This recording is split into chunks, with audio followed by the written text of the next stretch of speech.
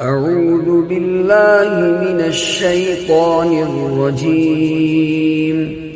بسم الله الرحمن الرحيم. ألم تر إلى الذي حاج إبراهيم في ربه أن آتاه الله الملك إذ قال إبراهيم ربي الذي يحيي ويميت قال إبراهيم فإن الله يأتي بالشمس من المشرق فأت بها من المغرب فبهت الذي كفر والله لا يهدي القوم الظالمين.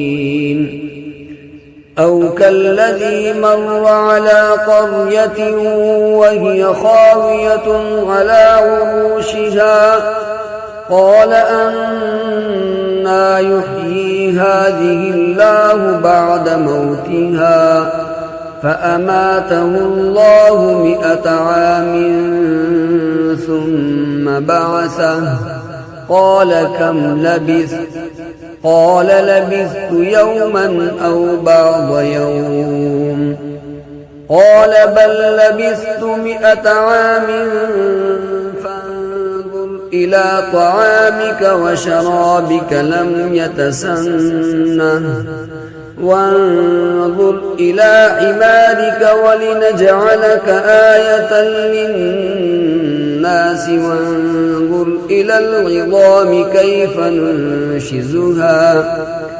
كيف ننشزها ثم نكسوها لحما فلما تبين له قال أعلم أن الله على كل شيء قدير. وإذ قال إبراهيم رب أرني كيف تحيي الموتى قال أولم تؤمن قال بلى ولكن ليطمئن قلبي قال فخذ 4 من الطير فصرهن إليك ثم اجعل على كل جبل منهن جزءا ثم ادعهن يأتينك سعيا واعلم أن الله عزيز حكيم.